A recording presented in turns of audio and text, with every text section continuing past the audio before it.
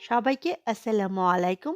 ইফতার রেসিপিতে আজ বানিয়ে দেখাবো চটপটা ফুলকপির পাকোড়া। এভাবে পাকোড়া বানালে খেতে অনেক বেশি মজা হয় আর খুব সহজেই বানিয়ে নেওয়া যায়। ফুলকপির পাকোড়া তো অনেক খেয়েছেন। এবার ইফতারিতে একবার এভাবে বানিয়ে দেখুন, সবাই পছন্দ করবে। কথা না বাড়িয়ে চলুন জেনে নিই ফুলকপির পাকোড়া বানানোর প্রস্তুত প্রণালী। প্রথমে চুলায় একটি হাঁড়িতে পর্যাপ্ত পরিমাণ পানি বসিয়ে দিলাম। যখনই পানিটা ফুটে উঠবে দিয়ে দিব হাফ চা চামচ পরিমাণ হলুদের গুঁড়া। এবার দিয়ে দিব ১ টেবিল চামচ পরিমাণ লবণ। এই লবণ পানিতে ফুলকপিটা সেদ্ধ করার জন্য পাকোড়াটা পানসে লাগবে না। এবার দিয়ে দিব ফুলকপি। ফুলকপিগুলোকে আমি মাঝারি সাইজের টুকরা করে কেটে নিয়েছি। কেটে খুব ভালো করে ধুয়ে তারপর দিয়ে দিলাম। আবারও দেখিয়ে দিচ্ছি। ঠিক এরকম সাইজ করে ফুলকপিগুলোকে আমি কেটে নিয়েছি। ফুলকপিগুলোকে খুব বেশি সেদ্ধ করা যাবে না। আমি ঘড়ি ধরে ২ থেকে ৩ মিনিটের মতো সেদ্ধ করব। এতে ফুলকপির যে কাঁচা একটা গন্ধ আছে সেটা চলে যাবে। আমি ফুলকপির টুকরাগুলোকে ৩ মিনিটের মতো সেদ্ধ করে নিয়েছি। এবার আমি চুলা থেকে উঠিয়ে নিব এবং পানিটা ছেঁকে ফেলে দিব। ফুলকপির টুকরাগুলো নরমাল তাপমাত্রায় আসার পরে ফিরে আসব। ফুলকপির টুকরাগুলো নরমাল তাপমাত্রার পর ফিরে এলাম। 20 থেকে 30% এর মতো সেদ্ধ হবে। এর বেশি সেদ্ধ হলে পাকোড়াটা খেতে ভালো লাগবে না। এবার দিয়ে দিব কাঁচামরিচ। এখানে আমি ২ টা কাঁচামরিচ কুচি করে দিয়ে দিচ্ছি। আপনি ঝাল কতটুকু খাবেন তার উপর নির্ভর করে মরিচটা কম বেশি করে নিতে পারবেন। দিয়ে দিচ্ছি পেঁয়াজ কলি। এখানে আমি ২ টেবিল চামচ পরিমাণ পেঁয়াজ কলি দিয়ে দিচ্ছি। আপনি চাইলে এখানে মিহি কুচি করে পেঁয়াজও ব্যবহার করতে পারবেন পেঁয়াজ কলির পরিবর্তে। দিয়ে দিলাম ২ টেবিল চামচ পরিমাণ ধনেপাতা কুচি। জিরা গুঁড়া দিয়ে দিব হাফ চা চামচ পরিমাণ।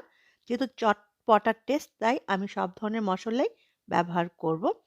ধনিয়া গুঁড়া দিয়ে দিলাম হাফ চা চামচ পরিমাণ। হাফ চা চামচ পরিমাণ দিয়ে দিব লাল মরিচের গুঁড়া। ঝালটা আপনি আপনার টেস্ট অনুযায়ী কম বেশি করে নিতে পারবেন। হলুদ গুঁড়া দিয়ে দিব হাফ চা চামচ পরিমাণ। এবার দিয়ে দিব স্বাদ অনুযায়ী লবণ। লবণটা বুঝে ব্যবহার করবেন কারণ ফুলকপি সেদ্ধর সময় লবণটা ব্যবহার করেছিলাম। দিয়ে দিচ্ছি ৩ টেবিল চামচ পরিমাণ বেসন। বেসন অতিরিক্ত ব্যবহার করব না। অতিরিক্ত ব্যবহার করলে বেসনের গোলা ডুবিয়ে যে পাকোড়া বানানো হয় সেটার টেস্ট চলে আসবে। এবার একটা ডিম ফেটে এর মাঝে দিয়ে দিব। যদি আপনি ডিম পছন্দ না করেন সেক্ষেত্রে বাদ দিতে পারেন।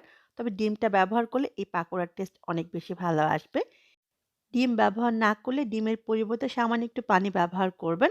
এবার সবগুলো উপকরণ একত্রে খুব ভালো করে মেখে নিব। খেয়াল রাখতে হবে সবগুলো উপকরণ ফুলকপির সম্পূর্ণ অংশের সাথে লেগে যায়।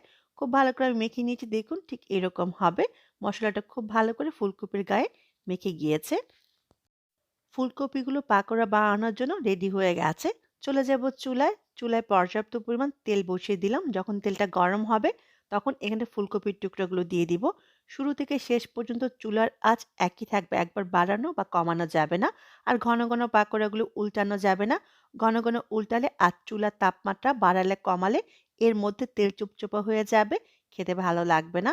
যখন এক পাশ হয়ে যাবে তখন আমি উল্টে দিব।